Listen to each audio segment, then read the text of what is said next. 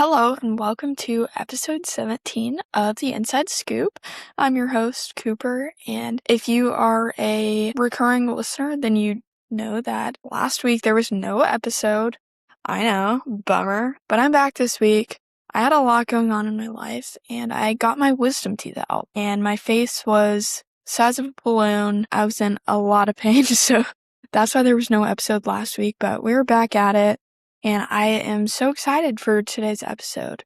I have double the amount of things to talk about today since I missed last week, and I'm excited to get into it. Honestly, my life has changed a lot since the last time I filmed an episode, so I'm excited to let you guys in on what I've experienced and what I've learned, and hopefully it can change your perspective on your own life. And yeah, so I have two different things that I want to talk about today because I went on a mission trip. I went to the Dominican Republic with about 50-ish other students from my church, and then I also got my wisdom teeth out. So I want to talk about those two things and just things I learned from those, because I feel like my life and my perspective on these things has changed so much, and I want to share it with you guys. So yeah, today I'm just going to be talking about gratitude. First, we can talk about my mission trip. Now, I have only ever been out of the country a few times, so I'm not really accustomed to what it looks like to live in other places. I've been to the Dominican one other time before going this year for my trip. I went last year, and, going this year, I was like, I already know what it's like, how much more can God do? How much more can I see? And God truly showed up. He showed me so much. He taught me so much. And I could have never expected all of the lessons I would learn and all of the things that I would see. And I feel like the verse that really stuck out to me that we kind of talked about in the Dominican was Ephesians, I think it's 3:20. And it's just like, God can do immeasurably more with your life than we could ever think or imagine. And I think that's just so true. Like, I could have never imagined the way God would be working in my life and changing my perspective over the past 2 to 3 weeks. Like, I could have never envisioned that for myself, but I'm so incredibly grateful. But yeah, going to the Dominican, it's just, the culture is so different. Living in America, we have so many things that they don't get to experience there. And just a few of them that I got to see firsthand was like, when you use the restroom there, you can't put the toilet paper in the toilet. You have to throw it in the trash because their sewage system isn't as, advanced as we have it here. Their water there isn't clean. They can't drink from sinks like we can here. They can only drink from designated water coolers that are filtered, things like that. And there's small things that we don't really think about, in our day-to-day, but they have to live like that on the daily. I can go on a trip there and live in the Dominican for 1 week and experience those things, but I can't even imagine having to live my life like that, and those are just small things. People there, I just saw, little kids, and they didn't have clothes to wear. They were walking around with no clothes on because, whether that's they don't have the money or whatever it is, like, they don't have the things we do. They don't have the clothes, the shoes, the houses we do. They don't have air conditioning in their houses. And I just got to see firsthand all of that. And I think seeing it really changed my perspective. I try to be grateful for the life I live, but I think seeing that just makes me think, how blessed am I? Genuinely, I am so blessed to live the life that I do, and I don't want to come back and forget all those things. Like, I am so blessed to have a house that I can live in, to have a house with air conditioning for when it's hot. I have clothes on my back. I have shoes to wear. I have all of these things that people in other parts of the world would die to have. And I am just truly so grateful and so blessed. And, it was really amazing to see, like, even though these people in other parts of the world don't have what we have, what they do have is joy and peace and they love with their whole hearts, and it's amazing to see. Me and the other students in my group were helping paint houses for people in the community, and we were laying down concrete and stuff, and it's like the locals wanted to help. They were helping us. They were doing it with us, and they were doing it with joyful hearts. And it's like, it's amazing because, I can go across the world and do those things, but if I was at my house and I was asked, "Oh, can you go do this for me?" by my parents, it's like, oh my gosh, I don't want to do that. It's this big deal that I have to go do one thing, but the people there are so kind and they're so hardworking and they want to help. And that's what I want to be like. I want to be the person who does things with a joyful heart and doesn't complain about it. And I'm just in awe. And it really shows like joy is not based off of your circumstances. It's not based off of the possessions you have. The people there have physically nothing, but the joy overflows from them. And I got to experience that joy, and my friends got to experience that joy, and it was amazing to see, and it was life-changing. And, the kids there, they speak a different language, so it was hard to communicate with them. I speak a little bit of Spanish, but I'm not fluent by any means, and I don't know everything that they're saying, but they were so gracious with us, and they would color in coloring books with us. They would play sports with us. They would laugh and dance, and it was just so fulfilling. And I think in the United States, we're missing that type of joy because we get so caught up in the physical things of life. We get caught up in, what do we have? How much money is in our bank account? How many friends do we have? All of these things that don't mean anything. If God is all we have, then we have all we need. That was so abundantly clear when I was there. They had God, and that was all they needed, and their joy was tangible, and it was amazing. And it just really opened my eyes to see how blessed I am. And if you're listening to this, I hope you can think of things in your own life that you can, just realize how blessed you are as well. Yeah, and I think also just at the end of every night, our church would come together, and we were staying in this kind of facility, and there was a rooftop, and we would all worship together on the rooftop, and then we would go into these smaller groups and we would answer these questions. And one of the questions was, how did God move in your life today? How did he show up? How did you see him move in your life today? And I think the most important thing that I took away from that trip is that I want to continue to see God moving. Even if it's not these huge things, even if it's not me going to another country to see how he's moving. I want to see him in my day-to-day. I want to see him working in my normal life. And it's been something that since coming back home, I've tried to be more intentional about thinking about ways God has shown up, and it can be small. It can be God showed up just in a way he made me smile, or I was able to see art in a different way, or I was just happy or at peace in a way, like anything. It's just recognizing that God is always moving. He's always there, and it doesn't have to be these big showcases. And I think something that's not talked about enough in the Christian world is, if you grow up in the church, which I did. I've always gone to church my whole life, but, I think sometimes you can grow almost numb to it. You go to church every Sunday, every Wednesday, and you sing the songs and you listen to the sermons, but sometimes you start to kind of feel numb to when God is actually moving in your life, when he's actually trying to speak to you, when he's trying to move your heart. And I think I was kind of in that zone. I was in this waiting season I'd been praying for something for a long time, and I felt like God hadn't answered me yet.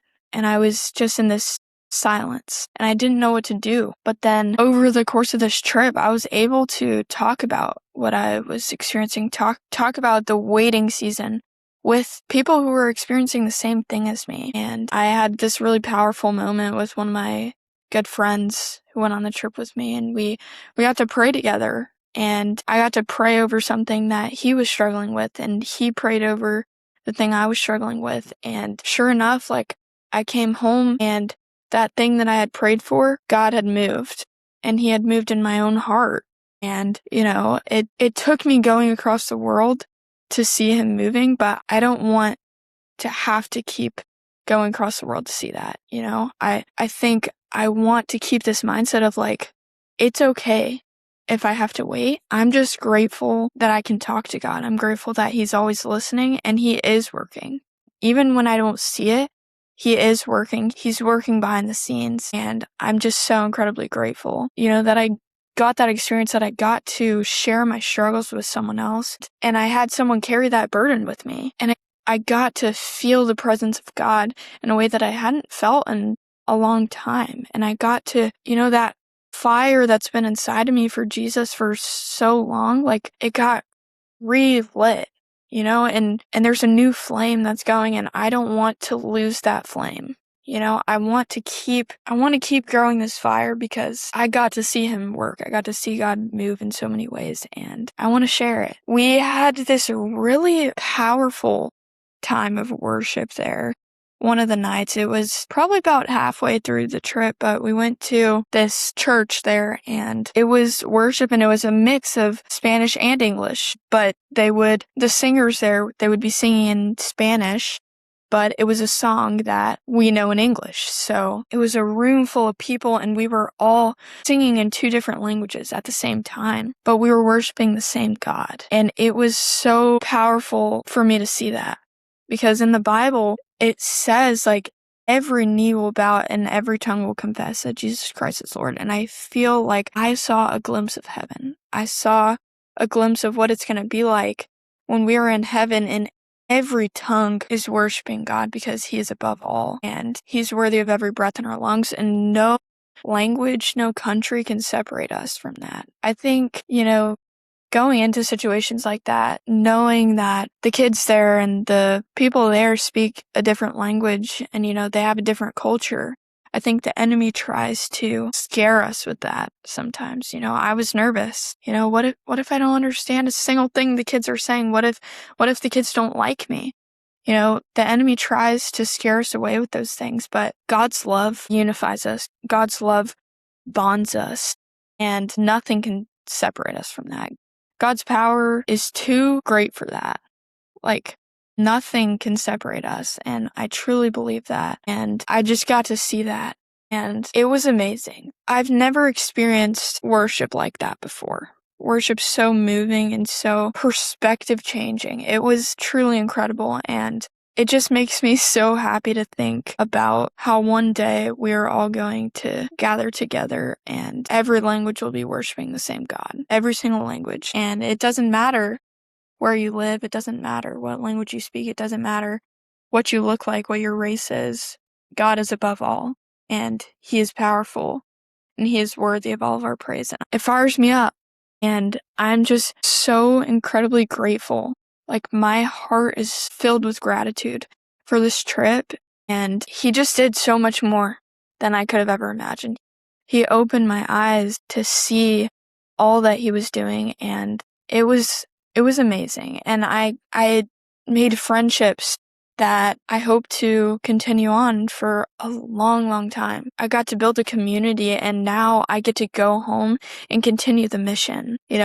It's not going to be the same type of work. I'm not going to go around to people's houses and paint them here, but maybe it's being kind to someone. Maybe it's, doing a small act of kindness to someone around me, someone in my city.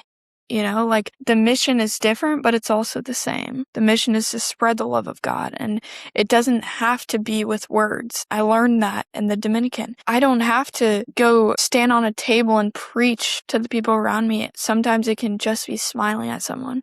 Sometimes it can just be being kind or being patient with someone, even if they don't necessarily do anything to deserve that. Like, that is spreading God's love. And I'm coming back changed, and I'm coming back with a heart that is on fire for Jesus. And I just have so much gratitude. And I don't want to forget this trip. I don't want to come back and, have this trip and then put it into a box and shove it in my closet and say, oh, that's a memory. No, I want to live out these things that I learned every day of my life. I want to continue seeing God work. I want to continue spreading God's love and being on fire for Him. And yeah, that's pretty much all I have to say about the mission trip. Truly so life-changing. And I think, honestly, I'm about to talk about my experience with my wisdom teeth, but I think, honestly, without that perspective from the Dominican, I think my whole entire experience with my wisdom teeth would be so different. And I'll explain that in a second, but it was actually crazy because I got home from the Dominican Republic at 2 a.m. Texas time. So 2 a.m., I'm tired, and, you're thinking, you just got home from a trip, you're probably going to be so tired, you're going to need to sleep. Well, no, because 7 hours later, at 9 o'clock, I got my wisdom teeth out. So very quick turnover. I had no time to rest before I got them out. But anyways, I got my wisdom teeth out, and it was a pretty easy experience. I don't really remember a lot of it because I was on the laughing gas or whatever. And, I had my giggles, and then I started having my smoothies and ice cream and all of that stuff. And I was in a lot of pain. I mean, I got all 4 of my wisdom teeth out, so, it's a different experience for everyone. Some people's wisdom teeth don't hurt at all, and they're recovered in 2 days. And some people, it's a lot longer. And unfortunately for me, it was a lot longer. And it just kept getting worse. And I ended up being in so much pain 2 nights ago. I literally just woke up in the middle of the night and I was just staring at the wall, crying. It was so painful. And I think it was honestly the most pain I've ever been in my life. And it just hurt really bad. And I went to my oral surgeon, later on that morning, and I found out I have dry socket. So that was crazy.